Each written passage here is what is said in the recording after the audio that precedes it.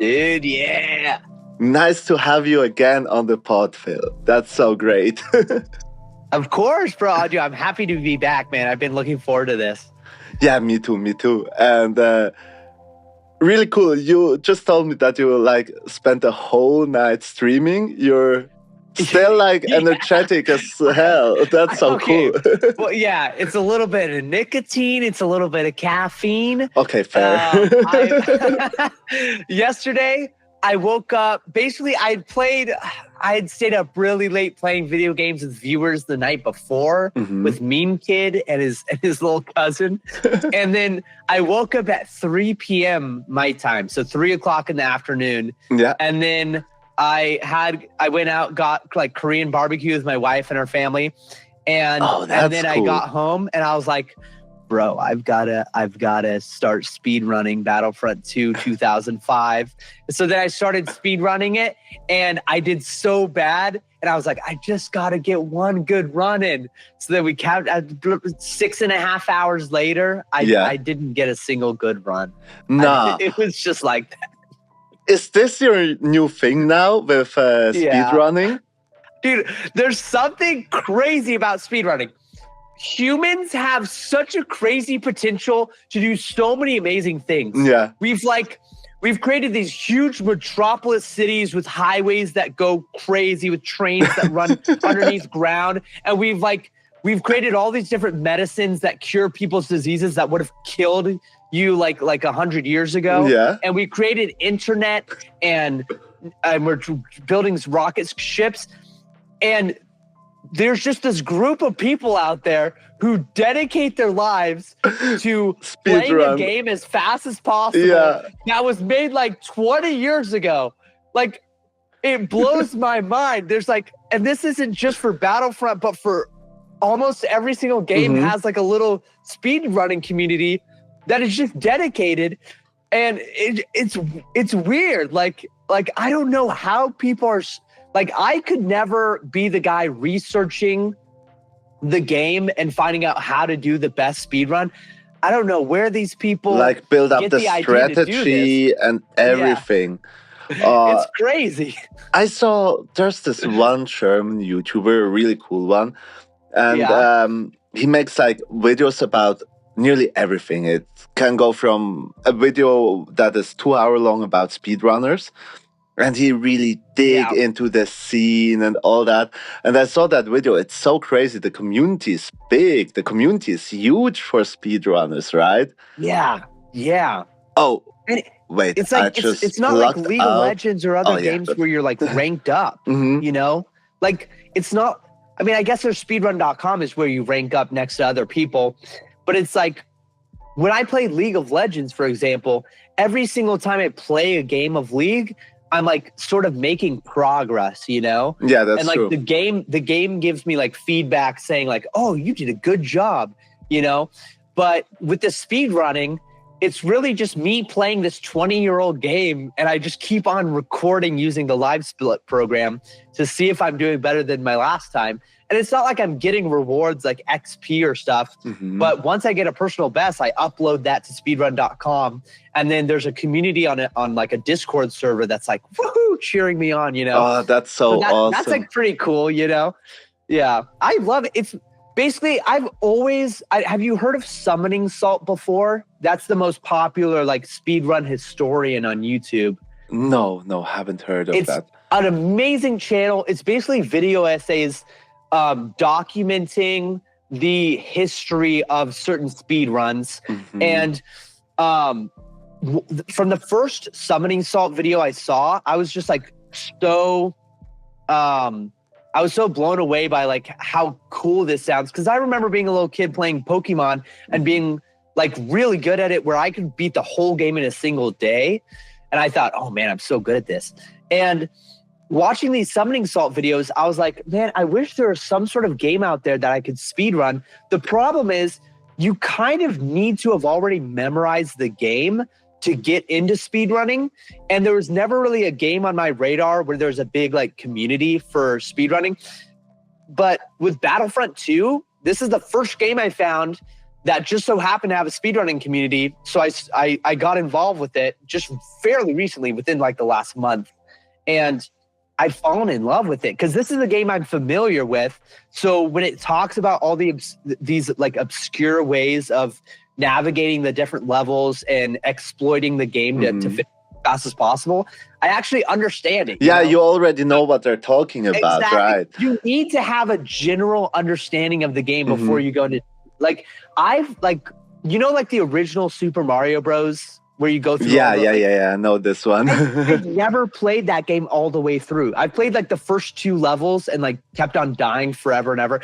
But I never actually played all the way through. So I would never do that speed run, Yeah, right. Same experience with that game. I don't know why, but Super Mario was so frustrating as a child. Because there's no saving. You just keep on dying and restarting. Exactly. Oh, yeah, I remember it was like on the Game Boy times back in days. From what I know, Elden Ring should have a real cool speedrunning community as well. Yeah, dude, I think this community is crazy.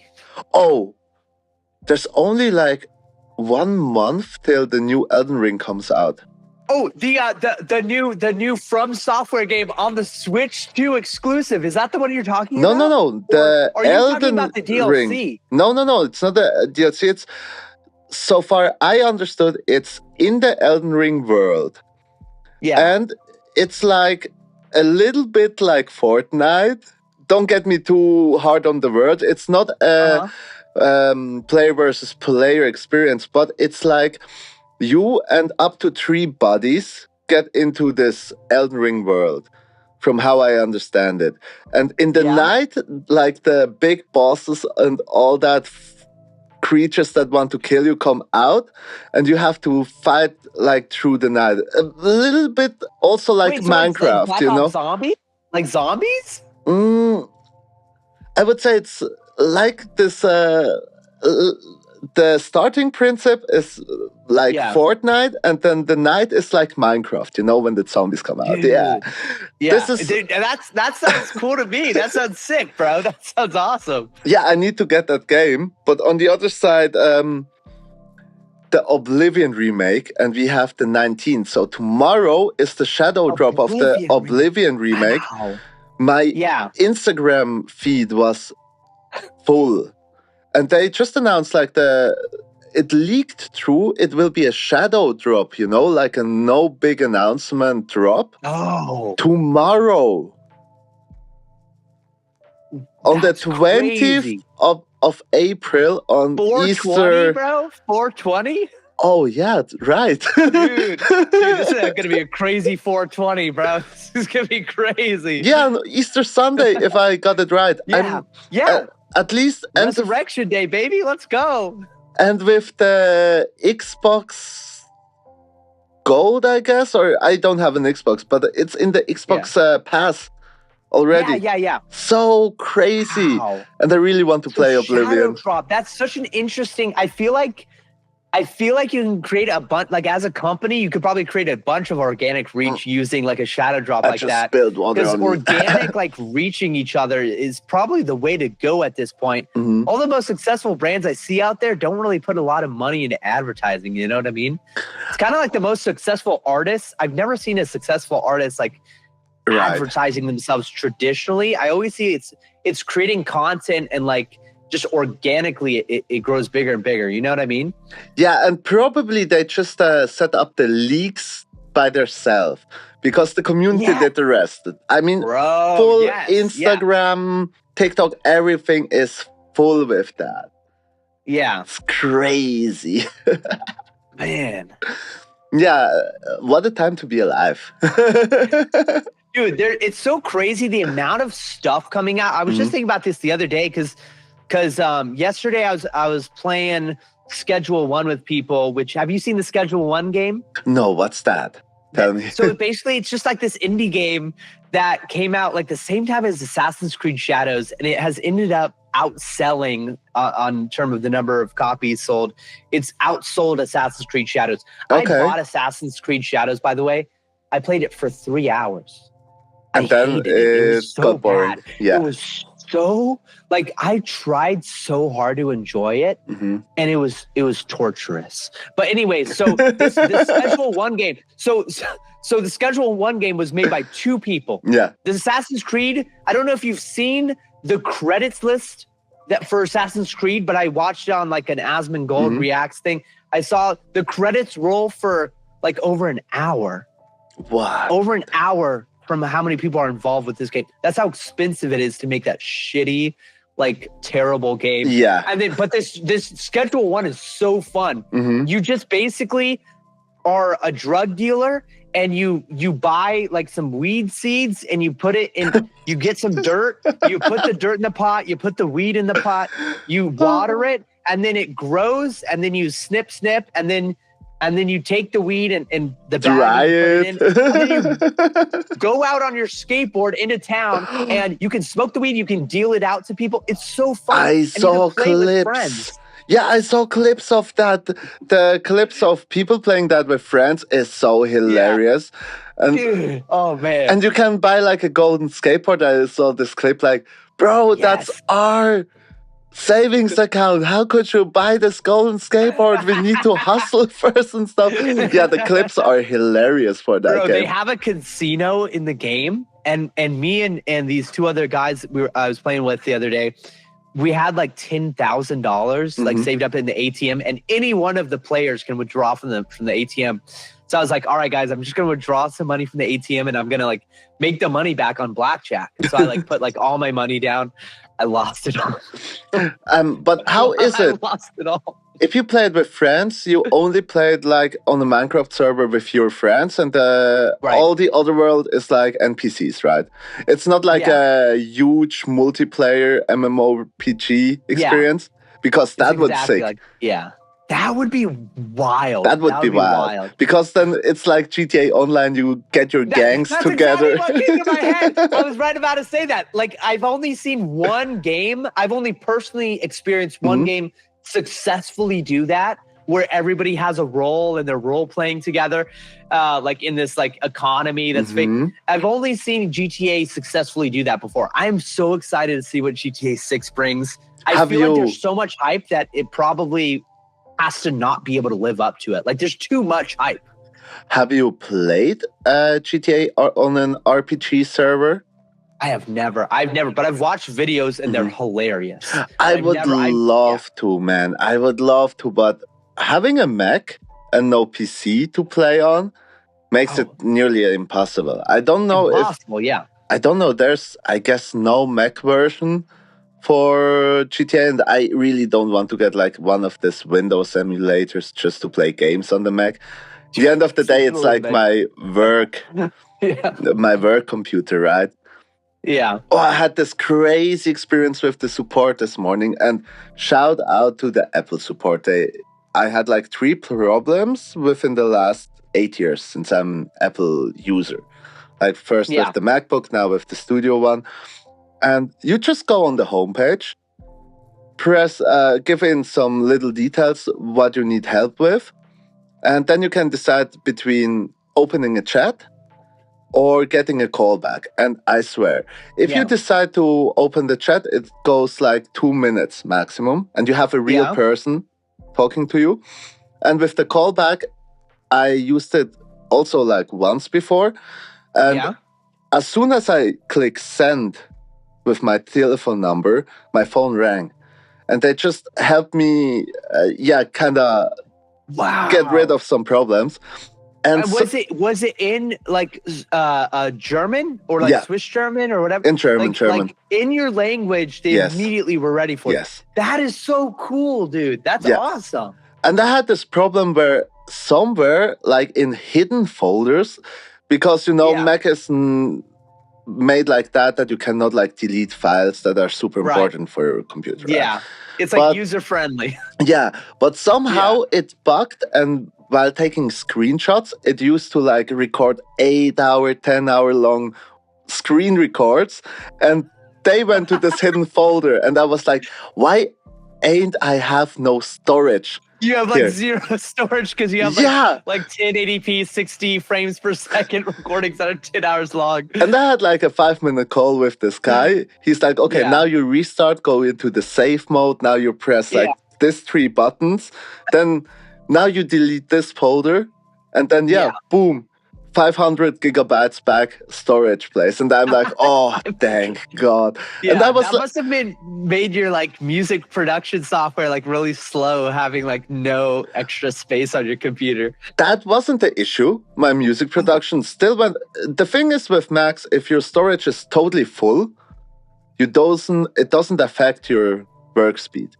That's crazy. That's wild. The only problem I got is now with creating the podcast and also YouTube videos like with the Let's Plays. Yeah, I could not export my videos because there were no space available where to export my videos.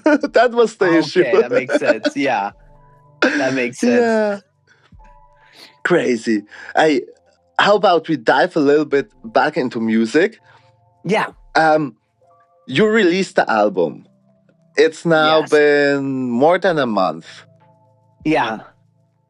And it's such a masterpiece. I remember the release date where you had the live stream, like chatting with so many people on the chat. That was crazy. I know, I love that, dude. That's one of the cool parts about having like, you know, how many people was, I think it was like 30 people part of the album this time. I'm really hoping you make it on the next one, dude. You 100% are going to be on the next one. Nice. I can't wait for that. Yeah. Especially dude, now. I can't wait on it. Especially now that I'm in the Pokemon fever. Even got the Snorlax cap. Dude, I didn't even realize that was a Snorlax cap.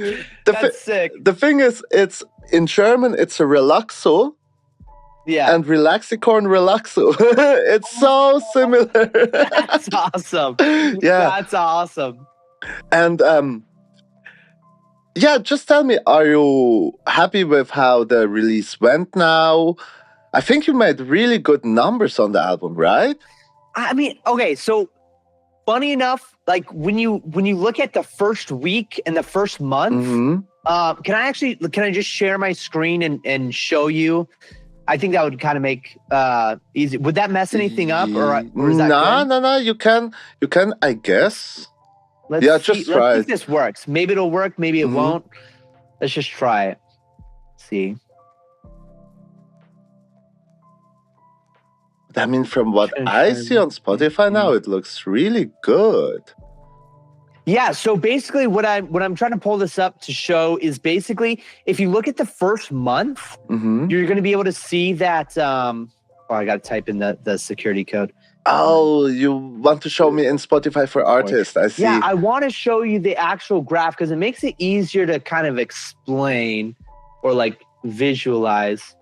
Let's see if I can window. Yeah, are you able to see this right here? Yes, I see it.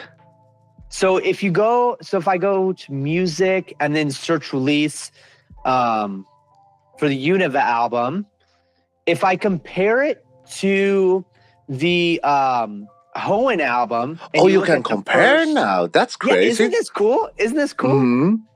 So looking at the first the first part of it, you can see it's outperforming the Hoenn album, which was,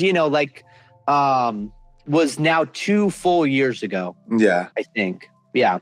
And then, and then if we look at it compared to the Johto album, which was a year ago, it also outperformed for the beginning, right? Yeah. But then it's actually underperforming the Johto album more recently. Okay.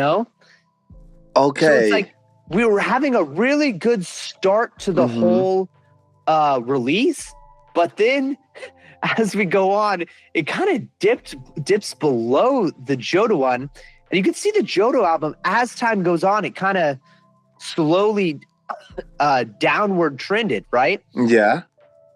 With the first album I ever did, I thought this was going to happen with the Johto album as well. It's skyrocketed up, it just keeps on going up and up and up. Fair. So I'm like, I wonder if I just struck gold with the Hoenn album with something taking off. The thing is, Hoenn is the favorite generation of so many people. It's also my favorite generation by far. But also like the black and white. Yeah. The Hoenn. Yeah, that's a Hoenn. Is also the favorite of a lot of people. So maybe it just needs like a little bit of time. Exactly. And that's the thing, is that I think sometimes I'm tempted, or like I tend to forget the fact that like sometimes songs can just go into kind of like a hibernation mode. And then for some reason, like 3 years later, they can just take off for whatever reason. It could be like maybe a TikTok you don't even know about blew up that was using your song. It could be that it took off on an algorithm in like a specific country somewhere. Like my brother Steven, Close on Sunday, he actually had one of his Star Wars songs.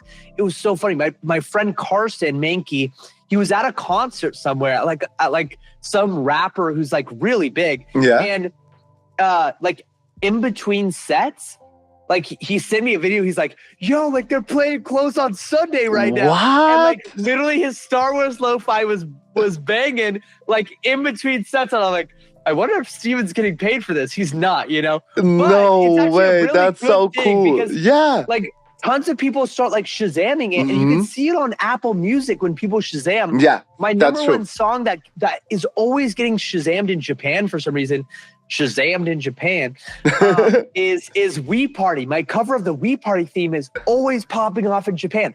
I don't know why. Maybe some music artist uses it in between sets. Like, you just don't know the world is such a wild, large, like greater thing than you could ever imagine.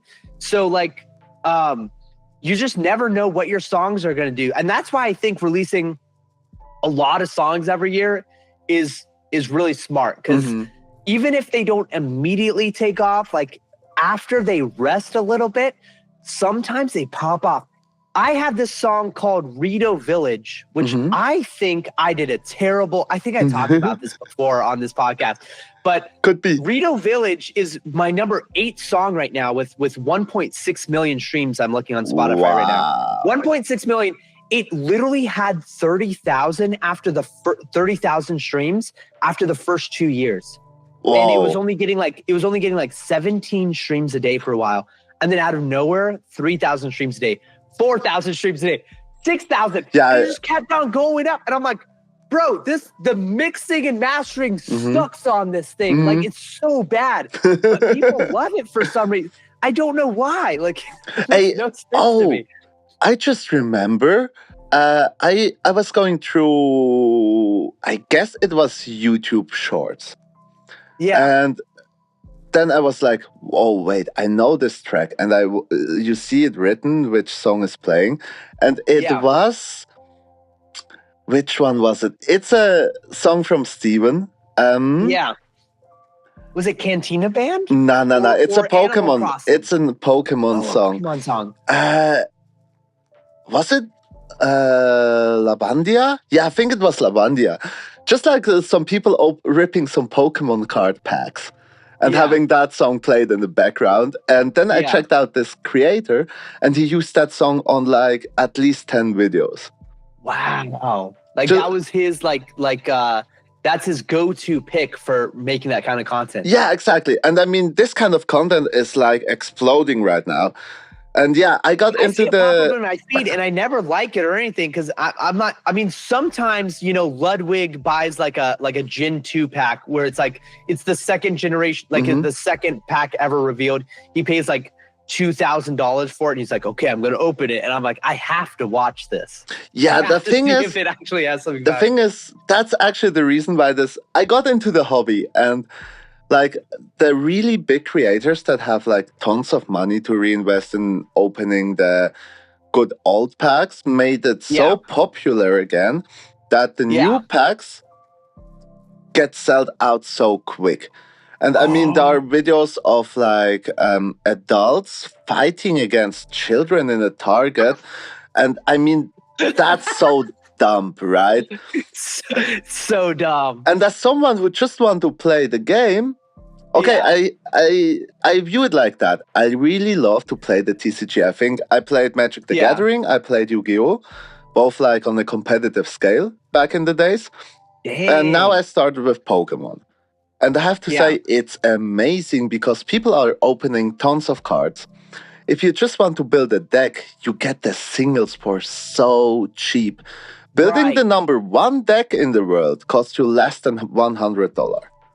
Not bad. Yeah. And compared to Magic the Gathering, where like in the similar format with like the rotation, you pay around $600 at least just for some cards to rotate out in a year or two, and then you have to replace them for the same amount of money. Right. The game is so much fun to play. I don't rip any packs anymore, only like from time to time a single pack or something. Yeah. Because you just cannot afford it as a normal person to buy booster packs. People are ripping the whole Target section, the whole Walmart section. Same in Switzerland. I've seen those signs put up where it's like you have to, and sometimes they put them behind cages because it's like they need an employee to dish them out. It's people so funny. Fighting over that. Yeah. It was when I was in Lake Tahoe, me and my friend Liam, we were getting into Magic the Gathering specifically. And we went to a Walmart and we went to the like game section and we're like, where's the Pokemon cards? What the heck? So like, we're like, okay, I guess they just don't have, or where's the Magic the Gathering cards? And we just assumed, okay, they don't have Magic the Gathering here. So we go to check out and we look behind the cashier lady and like right next to the nicotine, like all the cigarettes and Zyn and stuff is the Magic the Gathering cards. And way. Like, okay, can we get like a few of those? And she's like, sorry, like only 2 per person. Can I see your ID first? Yeah. Like with the cigarettes. Exactly. Oh, crazy, exactly. man. Oh, so funny. So funny. But yeah, I get that's annoying that like people like they know supply and demand, so they're just gonna buy it all up and then sell it back for a higher price. Yeah. And that's also the problem with some retail stores, let's say card shops. Yeah. They have the problem that they don't get the packs directly from the Pokemon distribution company. So they have to get it from resellers sometime. And from big suppliers. And the big suppliers know that the demand is high, so they just charge more, and you have no chance getting the packs for the original price. And I mean, they announce a new set, and there are the Poké Center websites. They are instantly sold out by bots. Dude, why don't they just print more? Like that's like a money maker, bro. Exactly. They're selling paper. Like they're selling paper with really cool art on it. Yeah, dude. That's exactly. As a business, that must be profitable as hell, dude. That's wild. Yeah, and one of the problems also is they could print more. People will buy it. I mean, they don't make more profit by having scalpers and others selling it for a higher price. The Pokemon company only get their like retail price. They get the same price on each pack because they sell it on their MVP to the shops. Right. And the shops are the ones that making like insane profit, or not even the shops. The scalpers that send the bots to the Poké Center website, getting it for like, let's say they get an ETB for $25 or $30 and sell it for $100. Yeah. And the Pokemon company doesn't even get a cent out of that. So it really doesn't make sense. They should just print more. Any extra. Yeah. It would be so great for the whole community if they just print more. Everybody would have fun anymore, and I guess it would not be profitable scalping it again. Because exactly, if they just flooded the market. If you flood the market, there's no scalpers that can buy it off. And for sure, even if you flood the market so hard that a set don't sell out, in 5 years, the shop that got it for the reasonable price can still sell it with a profit. So no money is lost at this moment. I feel like the same thing is going on with Lego, because every time I look at a Lego set at like Walmart or something, the Legos are so expensive, especially the Lord of the Rings Legos, which are the only ones I really care about. The sets are going for like $400, and it's like a tiny little set of like Gandalf and Frodo next to a carriage. Like it's literally, it doesn't make sense why this has to cost $400. Yeah, but bro, I think because I go on Amazon and there's so many Lord of the Rings sets available, and I'm like, where are these from? They're from years ago that people just bought them all up, and now they're slowly like kind of selling them for whatever people will pay for. Yes. So it's wild, dude. People have like really people used to sleep on like the whole collector's idea, but dude, I swear there's like people out there who are, their retirement is Lego or Magic the Gathering or Pokemon cards. Like that's a retirement.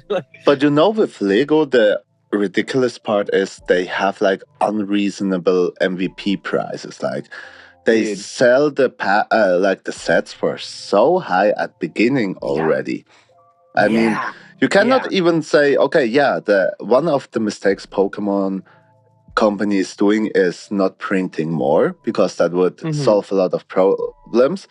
But they're selling out, but they sell out for a reasonable price. They sell the products for a good price. And if you are lucky enough to go to a Poke Center and get like your hands on a pack, you will get it for an affordable, good price. But Lego is like, okay, let's do the set.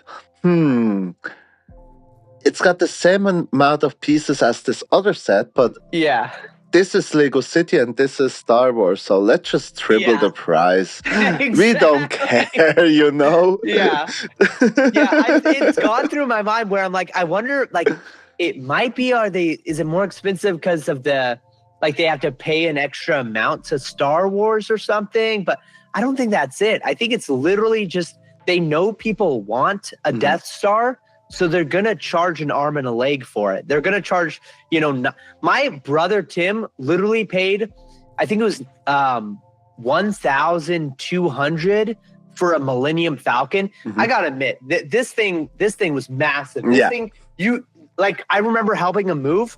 We had to use like multiple humans to carry this Millennium Falcon. Crazy. It was so huge. I remember something had fallen off in the elevator, and he's like, stop. And he's like, this is like his prized possession. Oh, damn. Yeah. But I can imagine that they have to pay big amounts to Disney now that Disney owns Star Wars. Yeah. That could be true. Yeah. And on the other side, Disney just lost a ton of money with the new Snow White movie, so they kind of have to get it back in. Have you watched that? I have not. My dad, funny enough, gave me a call, and he was talking. He asked me like, did you hear like Ben Shapiro and all these other like conservatives are like dogging on Snow White, saying it's bad, but it's like he was telling me like, he saw nothing wrong with it. It was just like a normal movie. Like, because he didn't really care about all the noise surrounding it, he just went into the movie theater watching it like a normal movie. And he came out of it like, all right, that's cool. That like there's good values in there. It was like a fun movie. He like didn't even, because he doesn't really care about like all the noise around it. But it's funny, when Snow White released, all my YouTube and everything, like all of it was saying, oh, they didn't hire actual like dwarves. They took away dwarf roles, and they talked about they all don't stuff, call dwarves anymore. They call them friends. And I mean, wait, is that what happened in the movie? Did they call them friends instead of dwarves? That's what I heard. Oh my gosh! Because I think it's okay to have like some good values in it, but you can make it like too woke, where you cannot say dwarfs because it's not good. But in the end of the day, dwarfs is a fantasy living. I mean, it's not based on like real people. You have dwarfs in Lord of the Rings. You have it nearly everywhere. You have Dungeons and Dragons, the universe where you can play a dwarf, and it's a fantasy fictional figure, right? Yeah. Why do you have to kind of give a damn about the feeling of fictional characters that doesn't exist in our universe like that. It's funny, yeah. I mean, I know that there are like handicapped people that just tend to not grow that big. Yeah. But you should not call them dwarfs. That's the first point. I mean, it was rude calling those people dwarfs like already 20 years ago, and you don't do that. Right. Okay, so why the hell you call them friends and not dwarfs anymore? And also, I think the prince didn't kiss the Snow White to wake her up. Oh, really? Wait, I haven't seen it. I haven't seen it, but that's what I heard. I didn't see it either. But everyone was talking about it. Yeah. I just saw like this one video, just like putting all the points together, why this movie is weird right now. And it's not mirror, mirror, who is the prettiest of all. It's like, who is something else? I don't know what, but not like pretty. Trying to rewrite it. Yeah. And, why are you trying to make like a remake of this movie, but you're like completely rewriting it into your own thing? Like, And I saw this one other video, and that was so funny to see. Like, they lost like more than 100 millions on that movie. And on the same time, another movie from like a small studio came out. It's an animation movie about the life of Jesus. Like King of Kings? Yeah, exactly. King of Kings. Yeah. And this movie was like, whoa, they made so much money because the people loved it. Dude, and it came out around the same time, from a small studio, really just did a great movie, and Disney just took like millions and millions and millions to make like a weird remake. This is literally exactly what I was just talking about with Schedule 1 in Assassin's Creed. Yeah. This is literally, it's the same thing. We're gonna try to make something woke and try to like pay attention so much to everyone's feelings and stuff. And over here, we're just gonna try to make a fun game. Woke movie. We're just gonna try to make a cool movie. You know? Exactly. And it's a great like evidence for the amount of resources you pour into something does not equal better. Yeah, exactly. I think it's the heart and soul behind it. Like actually caring about the project personally is what makes it better. And the thing is, that's such a good thing to just like put like A to B comparison. Yeah. The King of Kings, they just bring very good value by like be a good person. And they did not focus on make it super woke to pretend being a good person. Because I love to call it like that. You should have to be a good person and respect others. But if you kind of feed into this cancel culture and say you are bad because you do not use like this gender neutral language or this and that and this and that. Like, this is only like pouring hate in the society instead of just like be cool. Be friendly, be cool. If you see like an old lady wants to cross the street, help her and that kind of stuff. But why to kind of split the society into two parts? Because if something is kind of overfilled, when the internet is overfilled with you have to be this, you have to be that, you're a bad person if you don't do this and that, you have to be this woke as everyone else. This is really kind of breaking the society apart, and it doesn't really feed into a healthy, good society. And I think what it feeds into is sort of like an anxiety of like walking on glass, where you gotta be like really careful. You can't really relax and be like chill and you can't be yourself if you're always worried about accidentally offending somebody else. And like I've definitely like I have like memories of times where I was like a little too loose with my tongue and I wasn't watching what I was saying and like I offended people before. But the benefits of being yourself and just like the benefits of being out there and just being authentically yourself outweigh the safety, like how safe it is, like being trying to care about everyone's feelings, like overly care about someone's feelings. I totally agree. You're not going to go around like making people feel like shit, but to be yourself without a filter. Mm-hmm. I think people would rather have authenticity, you know? The thing is, as long as you are without a filter and not like intentionally want to hurt someone, Exactly. I mean, that's the point. You can be as loose as you want, and it's, yeah, you're the way you are, but you don't go to a person and make fun of them because you just want to make fun of them and hurt them. I mean, then you're just a rude asshole, and you don't have to be that, right? And yeah, it's such that's such a hard topic. It's like putting something from the oven without the gloves. We should probably switch the topic here. Okay, I think before we switch into a new topic, let's play the song that you told me, the Lacunosa Town. It's a collab you made with Glitch City, who also was on the podcast before. Do you have like something little to tell about the song before I play it? That would be like a cool new thing for the pod. Yeah. I'm like listening to it right now. Like, it's just, there's something about this song that makes me get like goosebumps. Mm-hmm. I don't know if Glitch City feels this way too. Glitch City, every song she puts out is so incredible. Yeah. She is such an incredible producer. Mm-hmm. It's like, I wonder, like, did she go to school for music? Did she just learn it all by herself? Like, I don't know, but this song, making with her was like, it was our third song we've done together.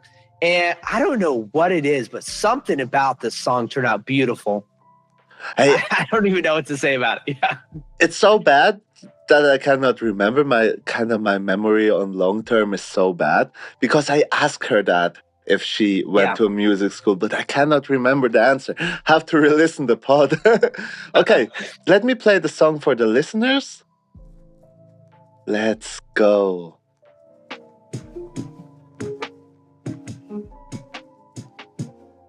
I love the intro to this.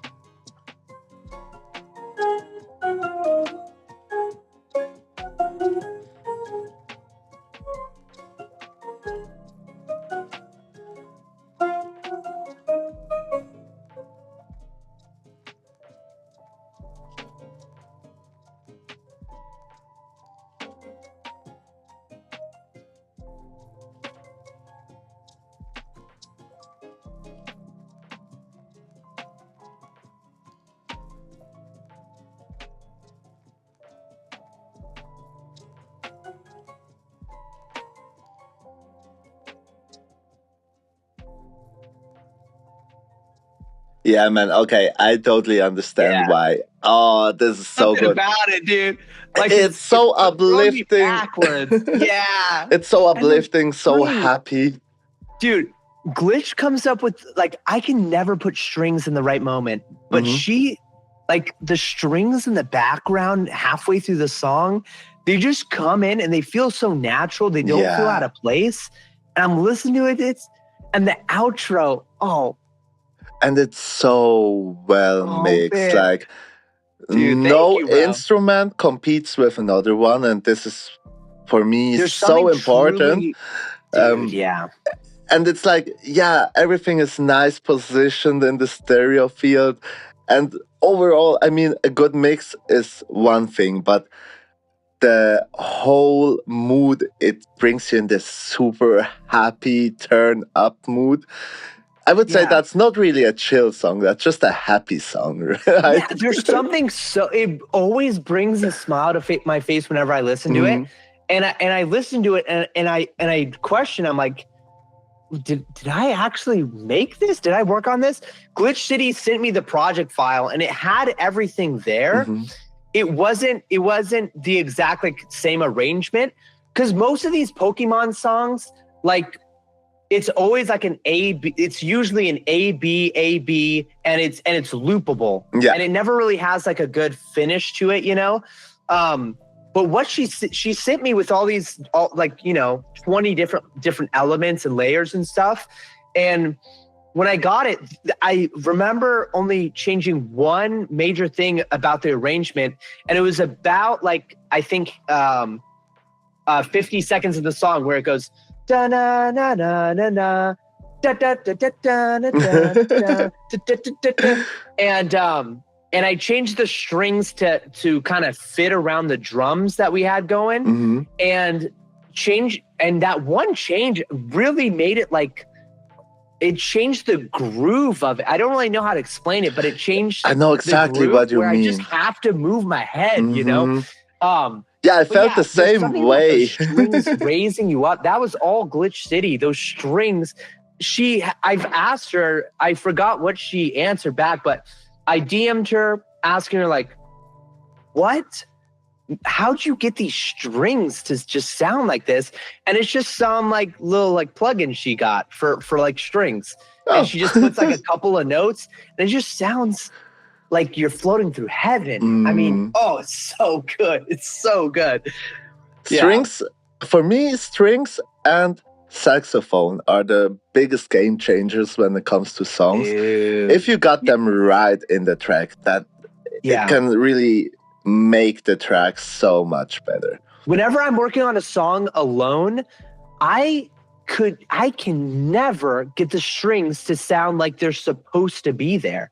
I've worked with so many other artists where they incorporate strings like ensemble quartets and stuff, and it just sounds like it's supposed to be there. I don't understand how they do. I've asked questions. I've tried earnestly to figure it out. I can never get it going myself, but when I work with other artists, it's almost like I have a blind spot, and it takes another artist to reveal to me where the strings belong. Which is why I love collaborating with artists. Yeah. Usually my approach on strings is to take the ozone imager and just push them out of the center. Just push them to the background. I love that imager, bro. Just the way it looks with all the dots when you start like widening it up stereo. And I'm like, oh, this feels good, man. And if I'll take a percussive loop and I'll do the imager, and it's like, and the percussive loop goes farther and farther in my headset. I'm like, oh, this feels good. Yeah, and it's one of the most important plugins for me when it comes to mixing. And strings usually are the best, like somewhere in the background, but still present enough to be there, you know, not too quiet, but just out of the center. Oh my God, I have to go through the whole album again. You have it, I guess you have it without the content ID, right? Does that just mean it doesn't do the copyright stuff? Yeah, exactly. Because I'm doing now this live streams playing like the Pokemon trading card game live. So that definitely could go into rotation, you know, the album while playing the game. Less Gravity has this playlist. Have you seen it? It's called the DMCA Free Chill Music, and I love to click on that and listen through that while I'm speedrunning Battlefront. Oh, I have to check that out as well. Yeah, but to be completely honest, I don't think any of us lo-fi artists have the content ID. Like unless somebody's like signing with a label or something, you could usually get away with just, like, people love it. And I gotta share with you this thing. I don't know if you've seen it on my live streams before, but whenever I play something on Spotify, it kind of pops up in the corner of my live stream the artist. I saw that. Artist. I saw that. Even when I was listening to your podcast with Eldre, because Kaiser Ethan was like, "Yeah, remember he did the live stream with Eldre?" And I was like, "I still haven't listened to that." So I had to put that on and start listening to it. And it showed like, oh yeah, Relaxicorn chill talks with chill people. And chill artists. And it was in like the top left while like the little progress bar is going. It's a really How cool did you make that? How did you make that? I need to know. I'll send you. You know what? I'm going to find it out right now. Because it's a very simple YouTube video, and then everybody watching will be able to know.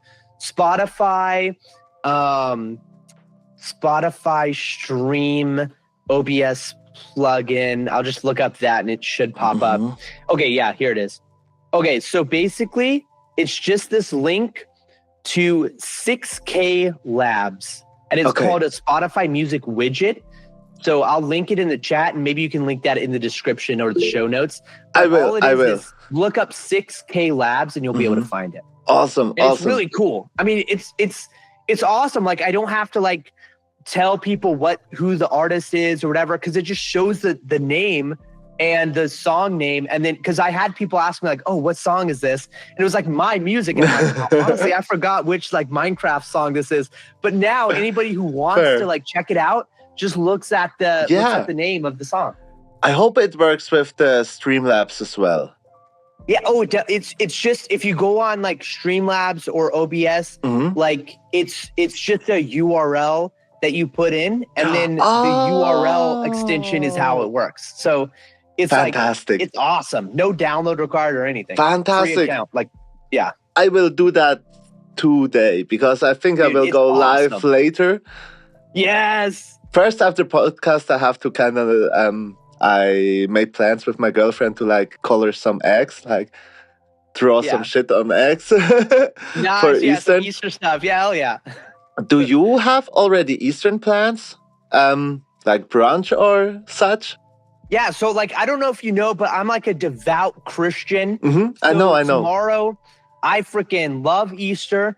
What we're gonna do is we're gonna go to church. We're gonna worship with the congregation, and then afterwards, I'm going to my aunt Tiffany and Uncle Corey's house, and they go crazy. They have. So we don't do the coloring eggs in my family. What we do, from the time I was like a little infant, from the time I was a little baby, we would take these plastic eggs. Well, the adults would take these plastic eggs, put a bunch of quarters and stuff, and like sometimes like $20 bills and stuff like inside the eggs, and hundreds, no, maybe 100 eggs are hidden around up in the tree, under the ground, in gopher holes. Put into like the tree like holes. You know how trees sometimes have holes inside? Where the squirrels live. Yeah. They'll put them in bushes. They'll put them inside the house, on top of the roof. They'll just throw stuff up.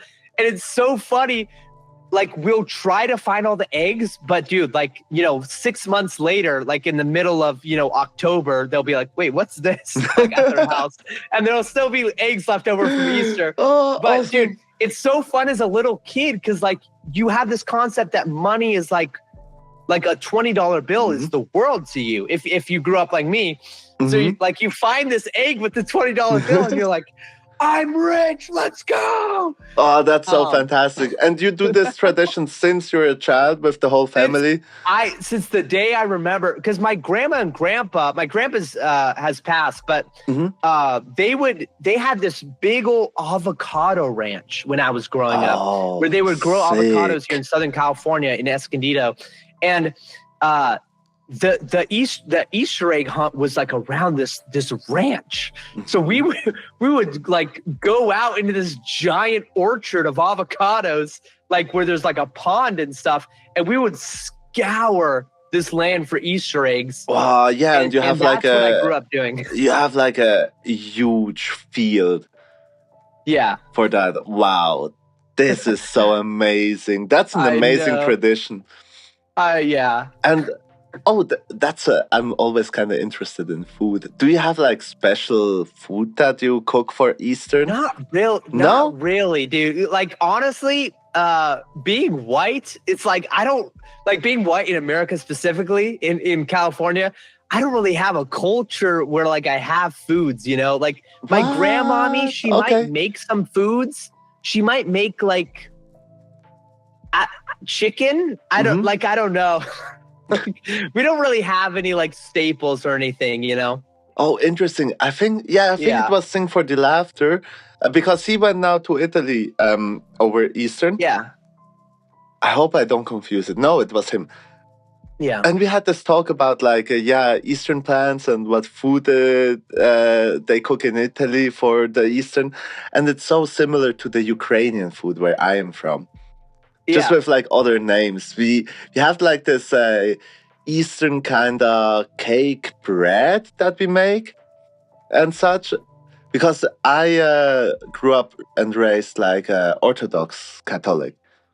It's really similar to the what is it? Roman Catholic, yeah. Just our Christmas is on the 6th of January and not the 25th of December. But then we came to Switzerland, so we took the traditions from the Roman Catholics, and now we celebrate both Christmas. Twice. Oh, nice. Hey, double Christmas. Let's go. Yeah, but we only do like one Christmas, like with presents and such. Otherwise, it would be like way too much. And now, we are all grown ups. It's just like, now I'm happy getting socks. I had this conversation with Johnny, and he's so funny when it comes to my like last question on the podcast with the advice. And his first advice was like, I advise everyone to get like this bidot, this toilet that cleans you with water. I got one of those. I lived in a van for like. No, I didn't know that. Van for like 5 years. Mm-hmm. I lived in a van for 5 years. I would go outside with my little. I called it the poop scooper, and I dig like a little hole with this trowel. Yeah. And then I'd take a poop, and I'd sometimes I had toilet paper. Sometimes I had leaves. Sometimes I had some leaves. So that was my life for a while, right? Mm-hmm. And I loved it. I thought it was so cool because it was just like what I saw in the movies growing up, like, oh, I'm like a rugged man out here living in a van down by the river. Have you watched Trailer Park Boys, the TV show? I've not seen that. But it's hilarious. It's like the same humor as South Park, so I love that. Oh, dude, that sounds right up my alley. So now, since moving into this beautiful home that I was able to get, it's a 1-bedroom house in San Diego with like a giant yard out there. Oh, sounds and it's fantastic. Like it's so cool having this. And so the first thing I got, before I got a desk, before I got the couch or the TV, I went to Amazon and I ordered a bidet. Okay, yeah. And it got in, and I hooked it up to the toilet. And I blasted my butthole. It was so good. It was glorious. Everyone needs a bidet. And I hosted Thanksgiving at my new home. Yeah. Everyone came over to my house for Thanksgiving, all my family. And they're like, oh, here's this guy who's been living in a van for 5 years now, finally has a home. And I tell everyone, guys, if you're wondering what the device is on the toilet when you use the restroom, it's a bidet, and it will change your life. And not a single person used it. They were too scared. What? They were too scared. And people are scared of the bidet. They're scared they're going to like it. I still have to install mine. My girlfriend got from a friend of hers one for Christmas. Dude, it's so easy to install. The thing is, you in America, you can just turn off the water. Like, easy. Oh. I didn't even think about I have to turn off the water of the whole basement. And I mean, there are like, I guess there are like 3 flats. So 3, 6, 12 flats here. So I could not like stay awake for too long to turn it off in the middle of the night when nobody realized that, just to make the installation. I have to, when I have like longer holidays, probably I can like stay up the whole night, and then at I didn't 2, 3 in the morning. That. Like, it was literally so easy. I just like literally twisted like a quarter turn thing that's connected to the toilet. Yeah, and then I can unplug it, and it's fine. And right there, you can also like install the everything water. Exactly. And here it's such a pain. It's like just closed, and you have to go to the main water thing, and I also have to figure out which one is the main water thing that I have to turn off. Right. Dang. And I have to figure that out next time when I come by a plumber when working. Because I'm working as an electrician, so we sometimes see each other. But I didn't have the option now to work with one and ask him, where do I have to turn it off?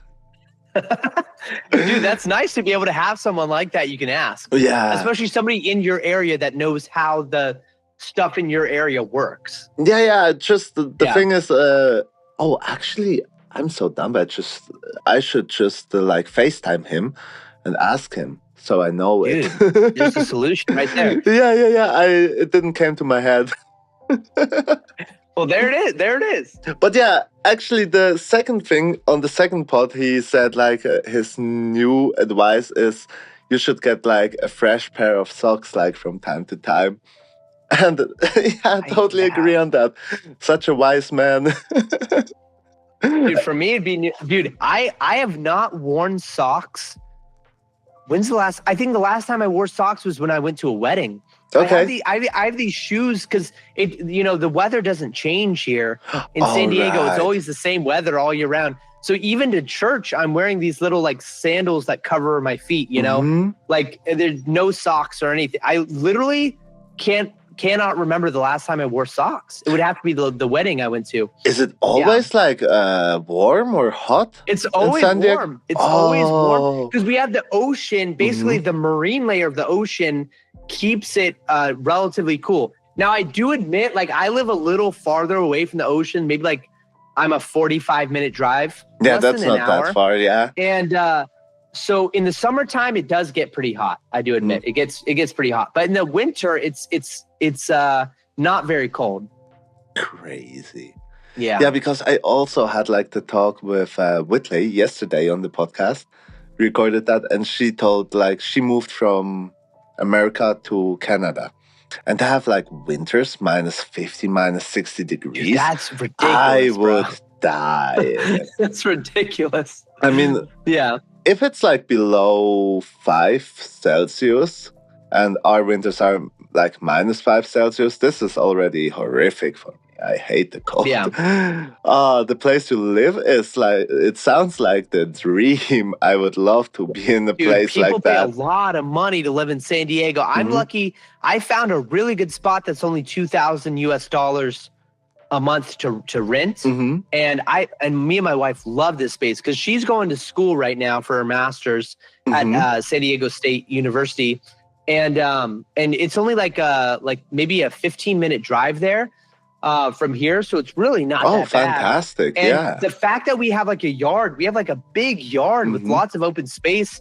It's awesome, dude. We really hit the jackpot because people are paying like, my brother for a while was paying $3,000 a month to live in a one-bedroom apartment.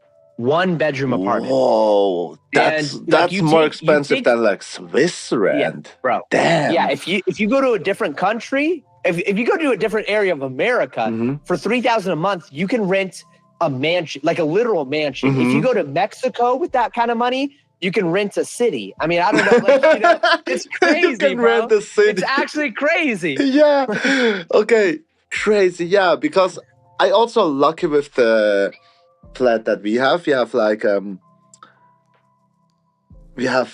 the living room, 3 bedrooms, like this. 3 bedrooms? Yeah, but it's not really a bedroom. This is just like, it could be a bedroom, but it's now the music studio.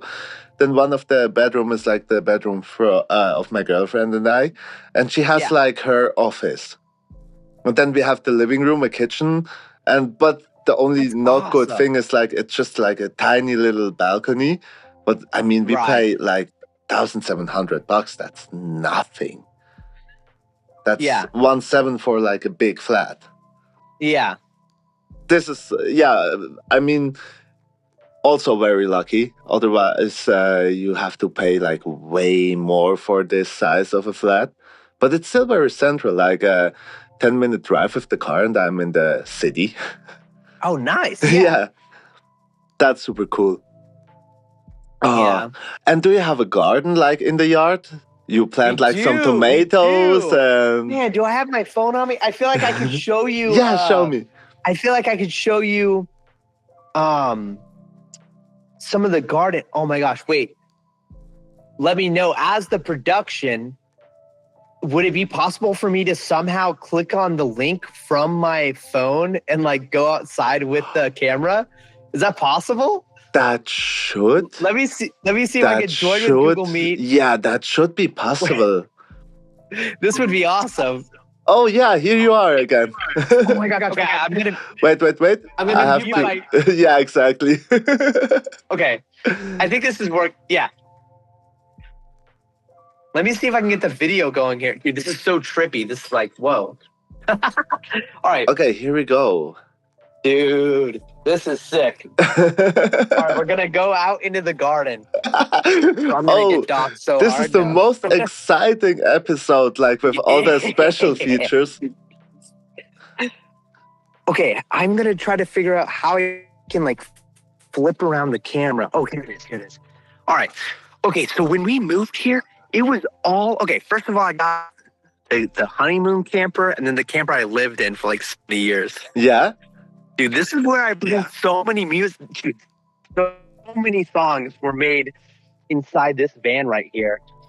Off this Starlink and all.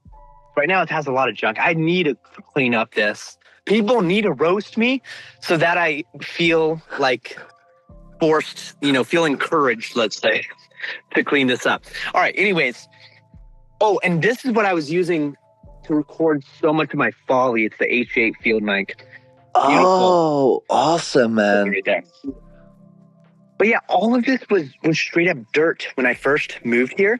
But I planted a bunch of seeds. And look, the seeds I grew have these beautiful purple flowers. Wait, you have to hold still for a minute so the connection can load. Oh, yes. Because right now it's super pixely. Oh yeah. Oh, and we lost him. No. I'm gonna switch off my Wi-Fi, and I think that'll help. Yes, I guess it's I bit think better. I'm back. Okay. So all of this used to be dirt before this, and I basically scattered a bunch of seeds and just started watering it every day, and it grew into this. And it used to basically all look like that dirt. Okay, yeah, I see. And now it's green. That's fantastic. So here's the garden. We got, so basically I threw in some potatoes into the ground. Yeah. Let's see if I can dig up some of these potatoes. So basically I threw in potatoes and they just started growing. This was from the supermarket. I just had some old potatoes I was going to throw away. And instead I just threw it into the garden. I have infinite potato glitch there.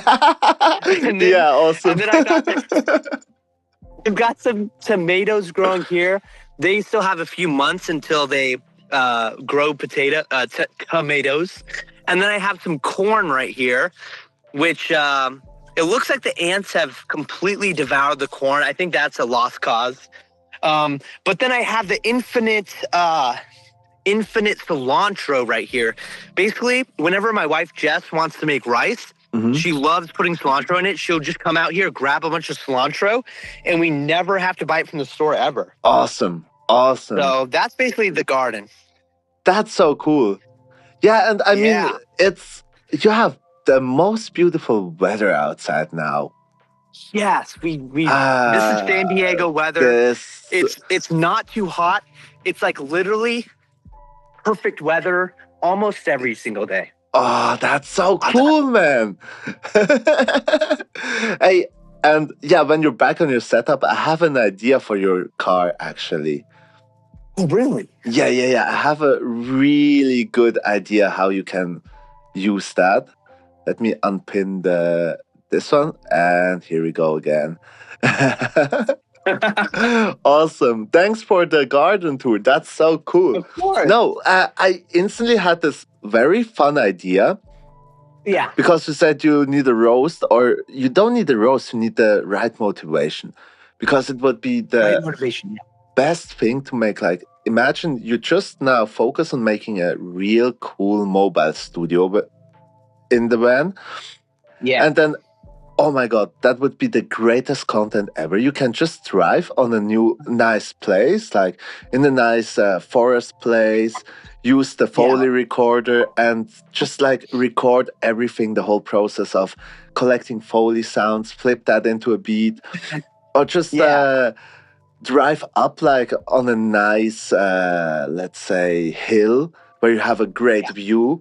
And then you just like, bring out the table from inside the car, put some speakers on, montage like a camera. You could also do like live streams, right? I've thought about that, doing the live stream out. What I really want to do is either like play just on the guitar. People on the live stream love it when I bring out the guitar and start like singing songs and stuff. I can imagine. Yeah. And then imagine if I was like out in the vans, like at some like waterfall or something like super sick, and I was doing a live stream from there. Yeah, people would absolutely love that. They like, it's just cool and authentic and stuff. You know what I mean? Exactly.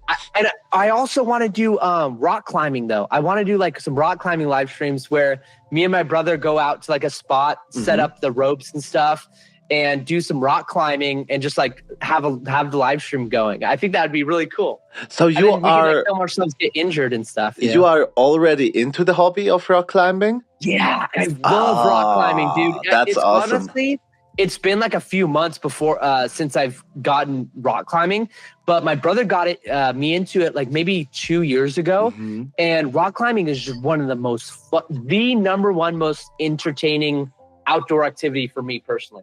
And you train like literally every single muscle in your body. Dude, almost. I mean, for me, if you do it properly, it should be like that. It should be like that. Unfortunately, I depend a little too much on my arms, but you're supposed to be using your feet more and like your legs. So if you're doing it correctly, you should be training your entire body. Yes, exactly. Because I only went like to, this indoor climbing areas like 1 or 2 times. And I remember I had the sickest pain of like sore muscles in my life. Even though I work out in the gym and everything, you cannot compare that. You feel muscles that you didn't even know that they existed in your body. That's the perfect way to explain it. Exactly. Yeah, exactly. Especially like in the forearm for me. I like it. They call it the pump when just like you like relax and you just feel your body is like kind of convulsing. It's like, what's happening right now? You're gaining muscle, boy. So cool, man.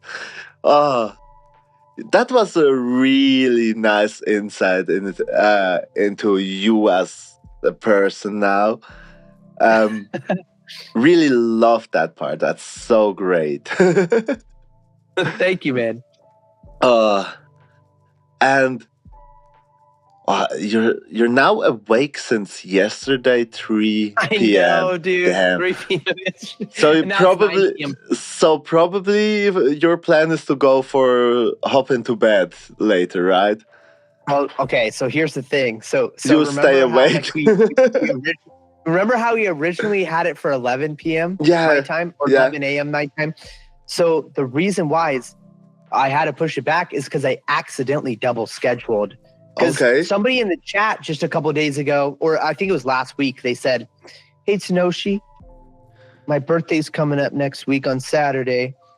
I was wondering, could you throw me a birthday party on the live stream?" And I was like, what? Sure, why not? Let's do it. And I didn't think much of it, right?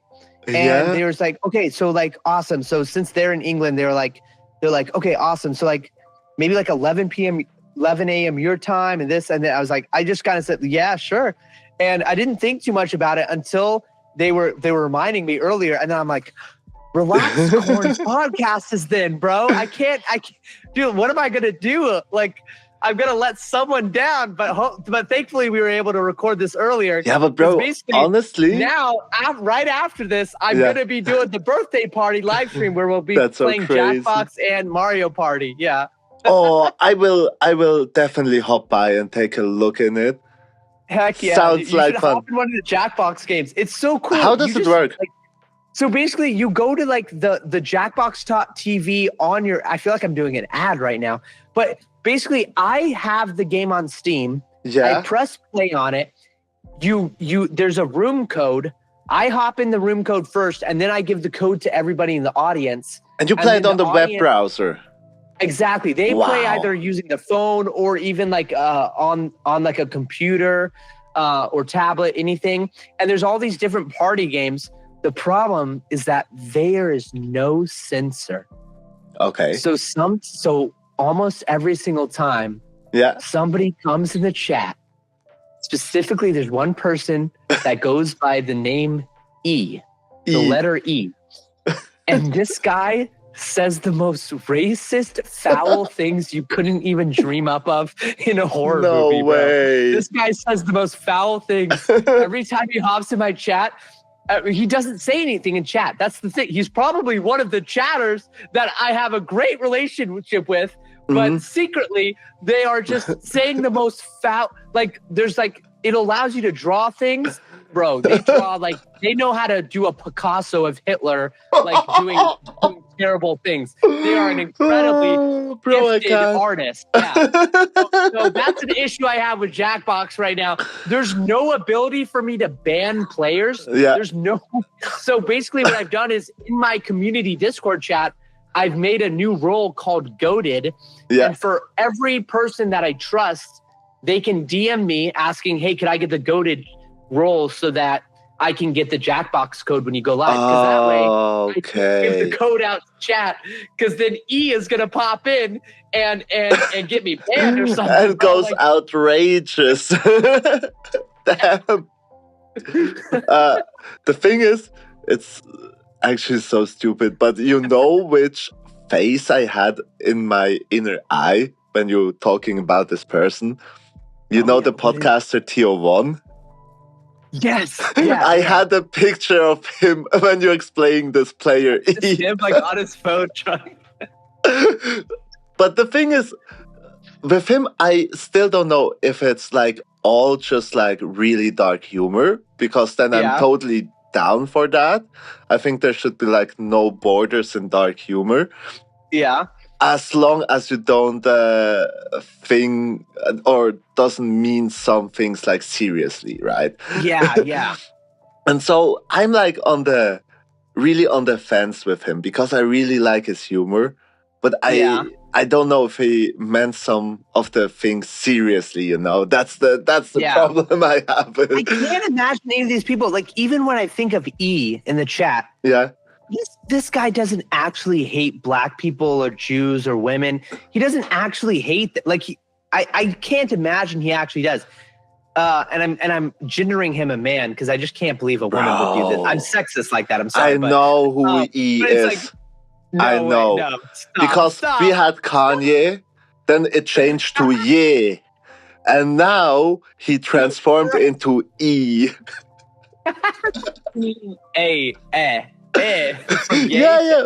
From yay to E. Oh my God. Second time he shortened his name, so it's actually Kanye playing with you. Oh man, dude. This man became such a meme lately. Yeah. That's ridiculous. Do you see the interview where the guy goes to his hotel room and Kanye is like, hey, hold up, I just gotta change real quick. And then he leaves the room, and then he comes back, he's dripped out in a KKK outfit. Dripped out. I saw it on his Insta story. You saw it, okay. Yeah, I follow him just for the entertainment part. I really don't know what to think about that, because there's this theory. Every time he's doing something very outrageous, it's like quickly before he drops the next big fantastic album. You know how he went also this, not on the same level of outrageous, but before he dropped Graduation, he built up such a huge shitstorm around him, but even on TV back in the days. And either way, he's like going totally nuts, or we will get the best freaking Kanye album ever in a month or two. That's my theory on that. Yeah, that's not a bad theory. It's not a bad theory. So you Crazy. start the live stream in like 1 hour and a half? Correct. Yeah. Sweet. I'm not sure if I can make it on time, but I will drop by. I think you will play for like an hour or two, right? Yeah, something like that. And you Sounds can good. join like between the rounds, or yeah.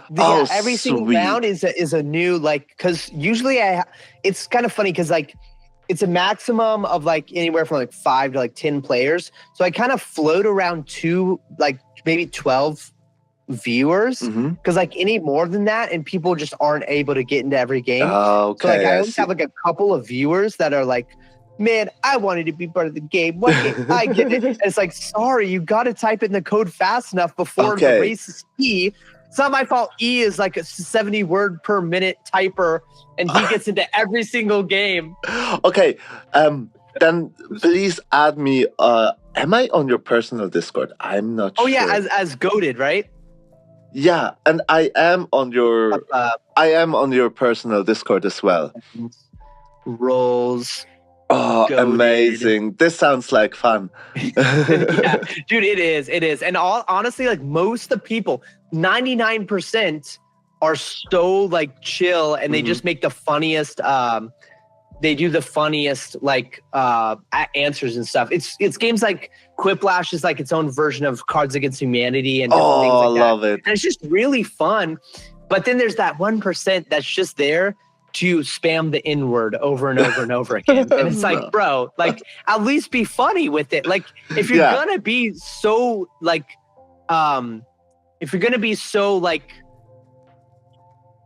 dark humor or whatever, at least add the humor part, you know? Yeah, by just spamming the N-word has nothing to do with humor.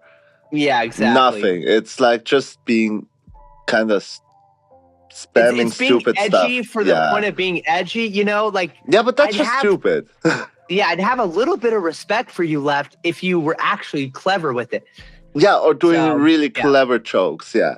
Exactly. Okay. Then I would say we also nearly hit the 1 hour and 30 mark in the podcast. Let me hop back into my famous last question with maybe have a new great advice for the listeners. Great advice for the listeners.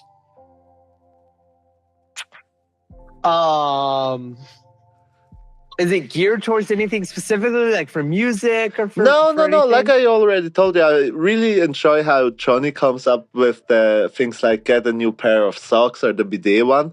Music-related stuff is also cool. Yeah. Maybe you tried out like a nice recipe for pasta or whatever. It can be literally anything.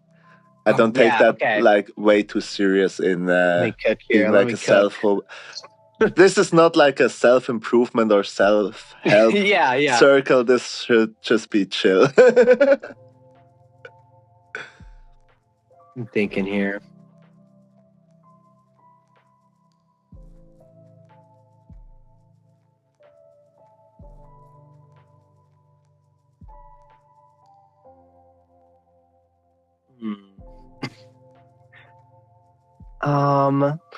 When listening to your Eldre podcast, you guys talked about a little bit about gear. Yeah. It really stuck out to me how Eldre talked about him buying gear, and he did like a video on it. And then after that, you don't use it anymore. Yeah. Never used it once. So my advice for everybody, all the listeners listening right now, my advice to you is don't buy a tool unless you have a designated purpose in mind for it. Because you don't want to be like me. You don't want to be like me and buy an MPK2 and just have it sit on the shelf and never use it. You don't want to have this just literally, look, it's collecting dust here. Yeah. I've never used this once. I tried to use it, but it's sat on the shelf for forever now. I'm never going to use this at a beat. Everything I need is in the digital audio workstation. So crazy. Okay. I think you should be super intentional adding junk to your life, basically. Like if you're going to add something to your life physical like this, make sure you're actually going to use it, you know? Like maybe getting a guitar would be better than getting like this, you know? So I think that's my advice. I agree. Yeah, and I mean, if you're going newly into production, get something like that if you're completely new to the production, but because it gives you everything you need. It gives you the drum pads and it gives you a small keyboard, and that's enough for like 99% of all producers. Yeah. Or if you don't need it, like in your case, and only use the digital audio workstation, that's completely fine, because why not? You have everything in this little box. Yeah, that's a great advice. I was so convinced when I bought that. I was so convinced in my head. I was like, oh yeah, I'm going to be having like, because I use like all MIDI and it's a MIDI controller. So I'm like, oh, I'm going to have so much more realistic sounding chords. Like it's going to sound more human. But I've just never used it once. Yeah, I haven't used it once, and it actually I plugged it in when I first got it, and I thought it was cool and stuff, but it just ruins the workflow for me. But other artists, other producers, I do see they use it for bass and stuff, and it works for them. But for me, I have the same story as Eldre, where it's like, you know, it's just not in the workflow. For such MIDI controllers, I mean, I have this one, and it's like not hella expensive, but it's like a expensive art. Oh, nice, like a little pad, like a pad machine from Nectar, and I usually use like this knobs here because they are so cool. If you want to do animation, you just route them, let's say, to the filter, and you can animate the filter smoother than by doing it while like recording. Yeah, exactly. That's awesome. Yeah, that's like 90% of the time when I use that. I used to make the drums with it, but in the end of the day, I realized I'm making the drums with the pads, and after that I start like changing stuff anyway with the mouse. Like, okay, this kick is a bit too early, this snare and all that like stuff. You're re-quantizing it, yeah, you're re-quantizing it, and in the end of the day, it's like, okay, I'm just going straight up for the drag and drop method. Yeah. Man. Okay. Dude, one device I actually got that I really, really enjoy is this Stream Deck. Have you seen this Stream Deck before? Yeah. I love this thing. It's got the knobs.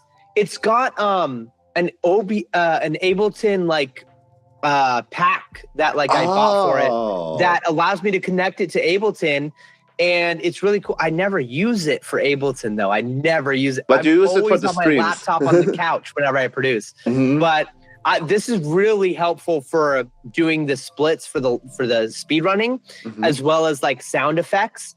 The chat thinks it's so funny when I use like the Vine Boom and the Riz sound effect and the sad sound effect. Like they love it. They love it so much. And then I have the OBS for like switching scenes in the OBS, which is really helpful. I love this thing. I really, really love this thing. Awesome.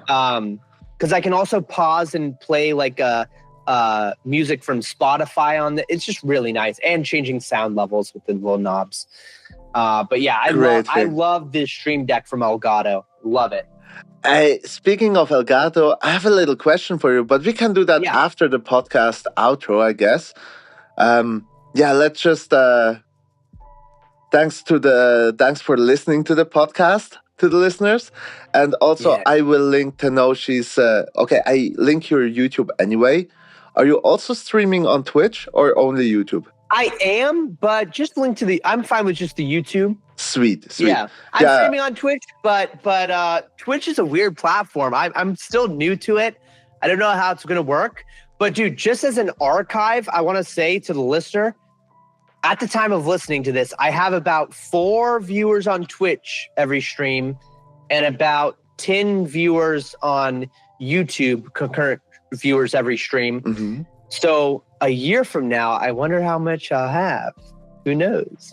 We will do special podcast after you get like average 100 viewers, 1,000 viewers. Dude, that would be sick, dude. But we also have to do one before. My wife is giving birth in the next month. Wow. To my son. Wow. And that's gonna change my life. So we'll do an update with that, and then you'll be able to see Elijah, my son. That would be fantastic, because then you can also talk about how it is like doing the whole hustle and being a dad. What if you brought in both Lucas Cooper and Tanoshi for a double dad extravaganza? That would be amazing. I'm trying for so long to get an episode with Lucas, and we were so close to get a fixed date, but then we had to change it up. Oh, I have to slide in his DMs right away.